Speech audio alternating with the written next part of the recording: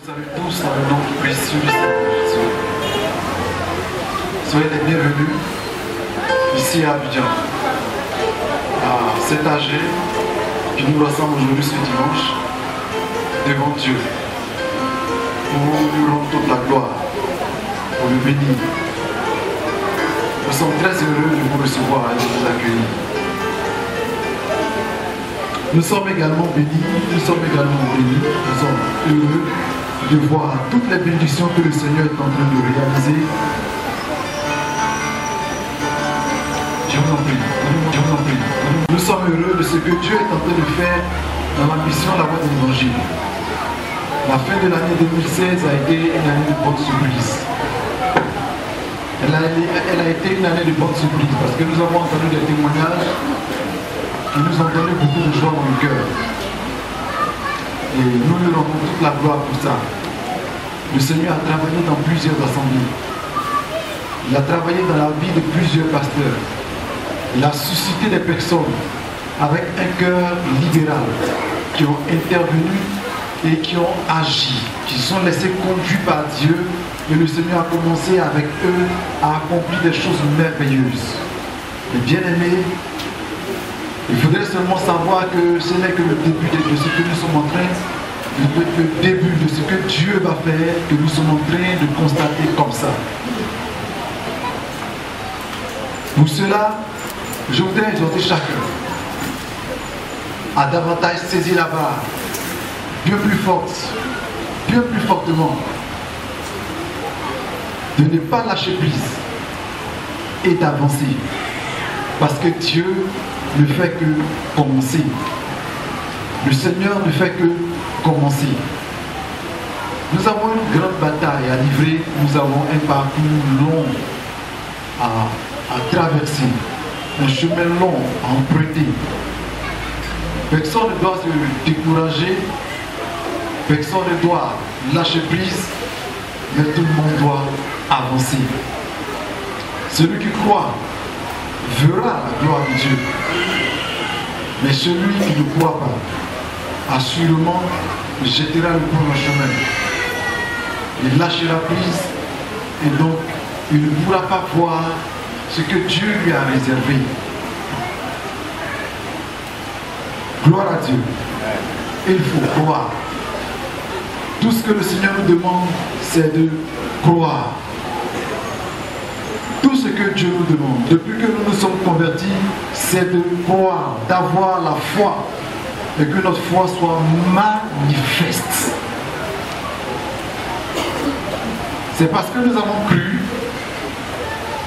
qu'aujourd'hui nous sommes en train de voir ces résultats que nous considérons comme les premiers de ce que Dieu va produire. Je vous exhorte, croyez davantage. Et que personne ne soit pressé. Encore moins plus pressé que Dieu. Je disais ce matin à une bien-aimée que les chrétiens ils savent beaucoup exhorter. Ils savent beaucoup exhorter, ils savent chanter les cantiques d'exhortation. Mais lorsque les épreuves arrivent, on a du mal à les exhorter. Ils ont du mal à recevoir les exhortations.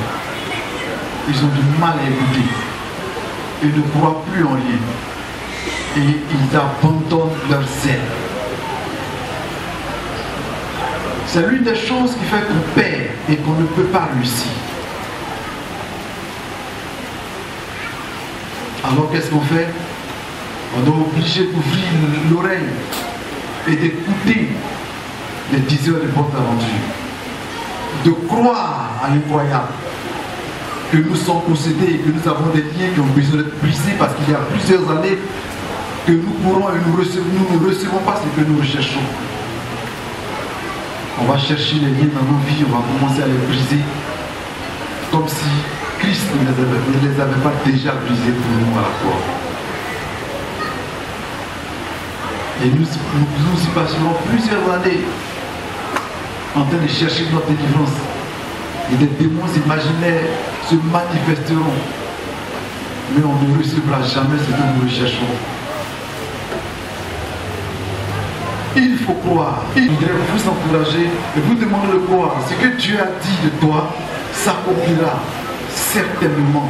Il a dit à Abraham. Ton seul devoir, ton seul rôle, c'est de croire. Est-ce que tu veux croire? Est-ce que tu veux croire? Croire dans les promesses de Dieu. Croire à ce que Dieu t'a dit, qui est inscrit dans la Bible, et croire à ce que Dieu t'a dit dans ta relation personnelle avec lui. Croire, c'est tout ce que tu te demandes. Et si tu crois, il le réalisera. N'est-ce pas ce que Jésus a dit à Marie? Si tu crois, tu verras la gloire de Dieu. Ça veut dire quoi? Si tu crois, tu permettras à Dieu d'accomplir sa volonté dans ta vie. Tu permettras à Dieu de te permettre d'entrer dans ta gloire. Si tu crois, tu lui permettras. Si tu ne crois pas, tu ne lui permets pas. Tu obstrues, tu obscurcis, tu fermes le roi. Gloire à Dieu. Croire seulement. Nous allons lire donc un test. Est-ce que tu peux croire? Est-ce que tu peux croire? Que t'inspire le fait de croire? Que te dit la foi? Est-ce que l'on peut croire seulement et réussir? Pouvons-nous fonder toute notre vie chrétienne sur la foi, sur le fait de croire en Dieu et réussir? Est-ce vrai? Est-ce une réalité?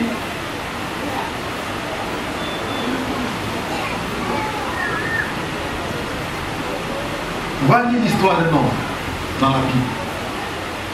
Et nous allons voir comment est-ce qu'il a cru.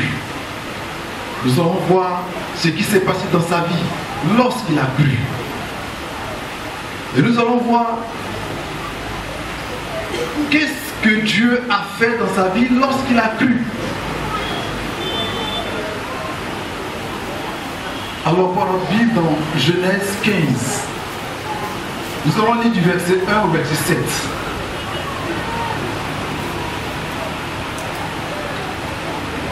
Il faut croire. Peut-être ton cœur abattu, profondément abattu. Tout ce que tu as fait, le remettre, il faut croire. Après ces événements, la parole de l'Éternel fut adressée à Abraham dans une vision. Il dit, Abraham, n'aie pas peur, je suis ton bouclier et ta récompense sera grande. Abraham répondit, Seigneur éternel, que me donneras-tu? Je m'en vais sans enfant et l'héritier de mes biens, c'est Eliezer de Damas. Abraham dit, tu ne m'as pas donné de descendance et c'est un serviteur de ma maison, de ma famille, qui sera mon héritier. Alors l'Éternel lui adressa la parole. Ce n'est pas lui qui sera ton héritier, mais bien celui qui naîtra de toi. Après l'avoir conduit dehors, il dit, regarde vers le ciel et compte les étoiles, si tu peux répondre. Il lui affirma, telle sera ta descendance. Abraham eut confiance en l'Éternel, qui le lui imputa à justice. L'Éternel dit encore, je suis l'Éternel qui t'a fait sortir d'Ur en Chaldée pour te donner ce pays en possession.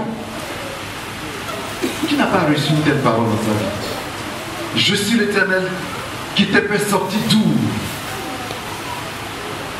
en Chaldée pour te donner ce territoire en possession. Pour te donner ce pays en possession. Bien aimé, cet homme, tout le monde le connaît, c'est Abraham. L'histoire d'Abraham dans ce livre nous est relatée par Moïse, serviteur de l'Éternel, à qui Dieu a révélé sous sa dictée les choses anciennes qui datent de la Genèse et depuis le commencement. C'est pourquoi Abraham est l'auteur de la Genèse et des 5 livres du Pentateuque. Dans ce livre, un événement précède l'histoire qui nous concerne ici. Après ces événements, quels étaient ces événements? Abraham venait de la conquête des Abraham n'avait rien envié à qui que ce soit. Il possédait un grand nombre de grandes richesses.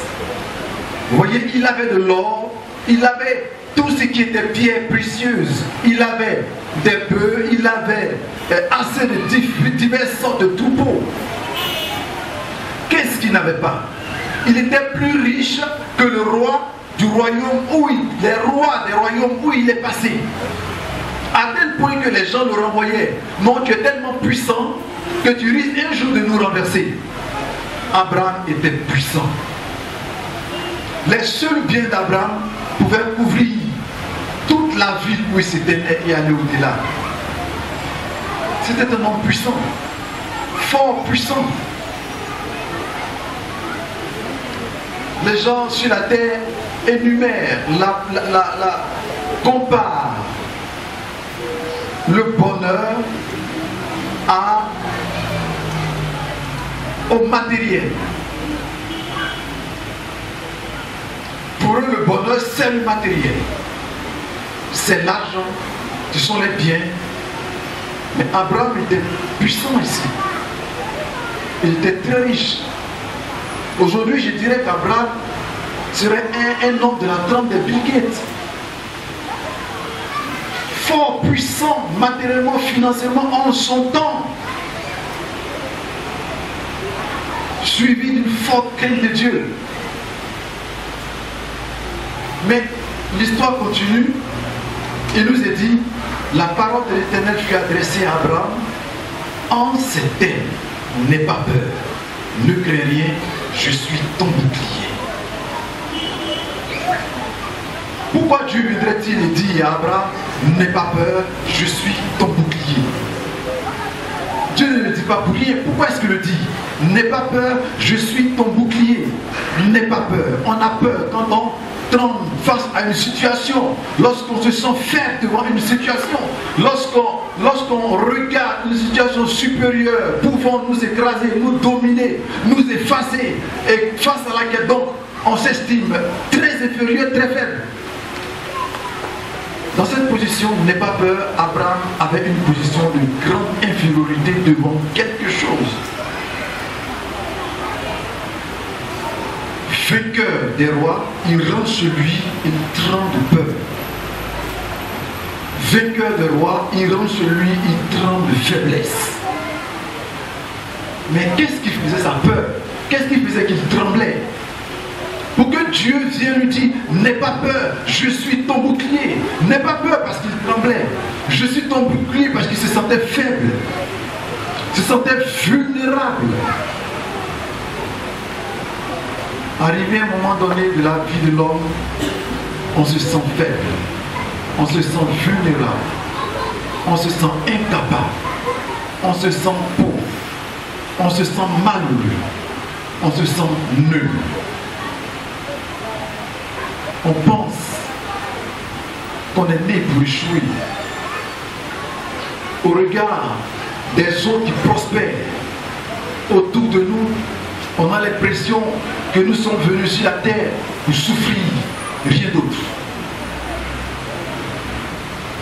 Parce que telle ou telle chose n'est pas en train de s'exécuter dans notre vie.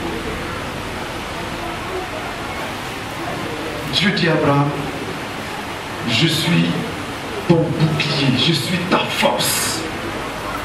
Donc Abraham s'est senti petit, il s'est senti froissé, il disparaissait. Abraham ne voyait plus le sens de sa vie. Abraham se demandait: mais pourquoi est-ce qu'il avait quitté Chaldée? Pourquoi est-ce qu'il se trouvait en Mésopotamie? Qu'est-ce qu'il faisait? Pourquoi est-ce qu'il vivait comme un nomade? Il tournait, il errait. Dieu l'envoie en Égypte, Dieu l'envoie ici, Dieu le déplace.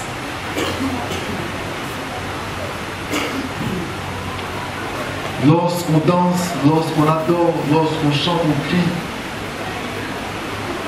c'est merveilleux. Mais lorsque nous nous retirons et que nous nous retrouvons dans nos chambres, est-ce que ces soucis ne reviennent pas? Est-ce que le grand danseur ne devient pas faible? Est-ce que ce héros ne devient pas petit? Est-ce que nos pensées ne sont pas en train de nous enfoncer?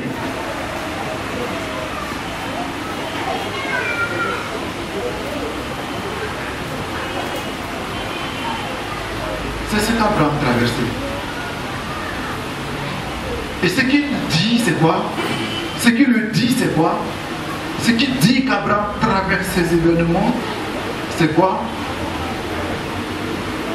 Dieu lui dit une chose: n'aie pas peur, je suis ton bouclier et ta récompense sera grande.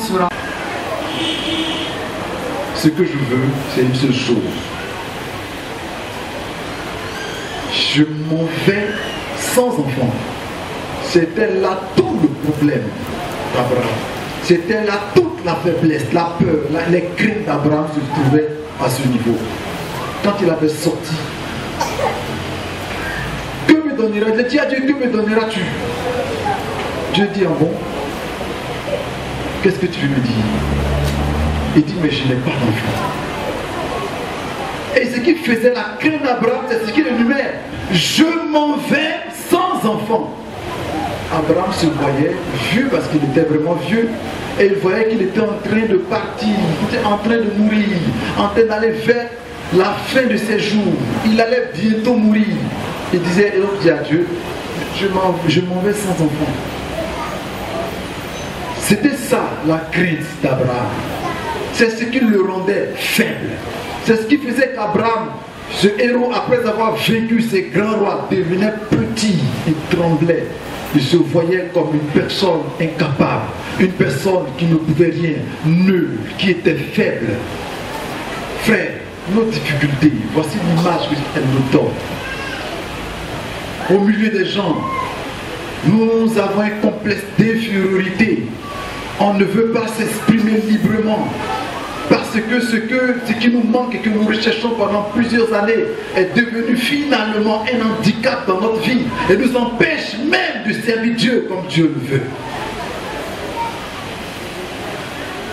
À cause de ce problème, on devient incapable, on devient inefficace, on devient faible, on tremble, on a peur, on pense négativement à notre avenir.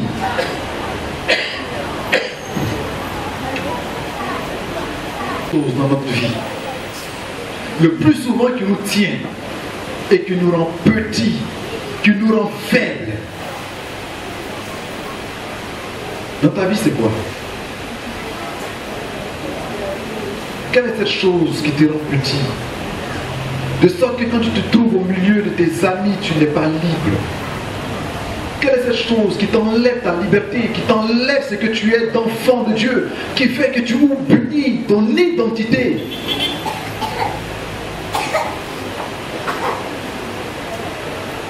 Abraham, quand je lis ce passage, j'ai les larmes qui me viennent aux yeux. Ça me donne des sentiments de tristesse et j'ai envie de pleurer. Je me mets à sa place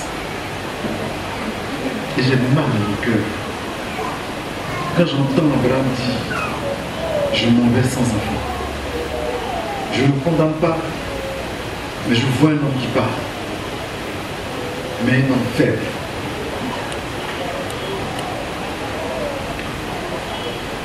Mais Dieu s'est fortifié, Dieu s'est consolé. Il dit: je m'en vais sans enfant. Il avait peur. Voilà pourquoi Dieu est venu vers lui et lui a dit: n'aie pas peur. Tu ne vas pas mourir maintenant. Tu ne mourras pas tant que mes promesses n'aient été accomplies dans ta vie.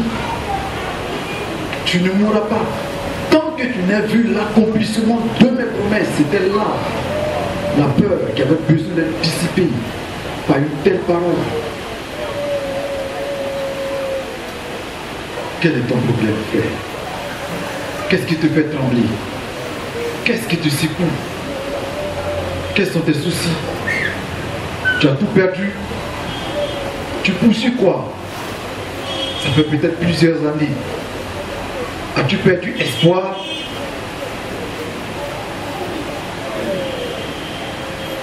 Le Seigneur se révèle à toi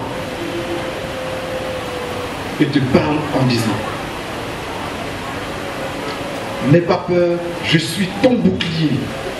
C'est-à-dire, ne crains aucune situation, ne crains aucune circonstance, ne crains aucun événement malheureux peut-être annoncé ou qui pourrait arriver, ne crains absolument rien. Et en plus, arrête d'être faible, parce que c'est moi qui fortifie. Je suis ton bouclier signifie, je suis celui qui te rend fort.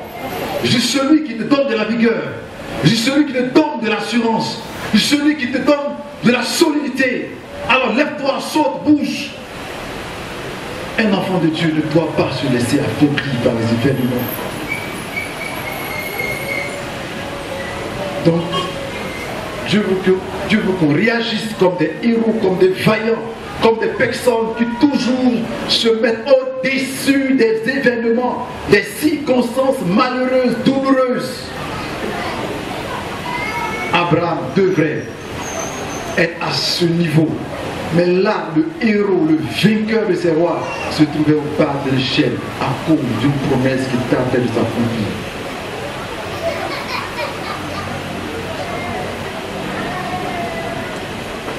Et il va continuer à dire: je m'en vais sans enfant. Sans enfant de toi. Vous voyez, ça c'est Dieu. Ça c'est Dieu. Dieu te regarde et puis te fait rêver. Alléluia. Oui, accepte des rêves. Dieu te regarde et il te fait rêver. Abraham étant déjà vieux, il lui dit: non, ce n'est pas Élisée, mais c'est l'enfant qui sortira de tes entrailles qui sera ton héritier. Vous voyez ça? C'est lui qui sera ton héritier. L'enfant que tu vas mettre au monde. Vous voyez ça? Et donc qu'est-ce que Dieu fait? Dieu fait sortir Abraham et Dieu lui dit: regarde le ciel. Vous voyez Dieu comment il fait rêver les gens? C'est bon de rêver, frère. Et il regarde le ciel et puis Dieu lui dit simplement: compte les étoiles. Il ne peut pas. Dieu lui dit: c'est comme ça que seront tes enfants, ce nombre-là. Est-ce que tu peux compter les étoiles? Il dit non. Vous voyez, Dieu dit: c'est comme ça. Tes enfants seront innombrables. Dieu va se révéler à Abraham et Dieu va le relever de sa situation, de sa position de faiblesse. Il va le fortifier, effectivement. Il va fortifier Abraham. C'est la parole de Dieu. Frère, quand nous sommes abattus, découragés, rappelons-nous toujours de ce que Dieu nous a dit. Intimement. Qu'est-ce qu'il t'a dit? Dans tes rencontres personnelles avec lui, qu'est-ce que Dieu t'a dit? Dans ton intimité avec lui, qu'est-ce qu'il t'a dit? Dieu a bien écrit pour ton avenir. Si tu ne l'as pas reçu peut-être toi-même, mais des gens sont venus te le dire à plusieurs reprises.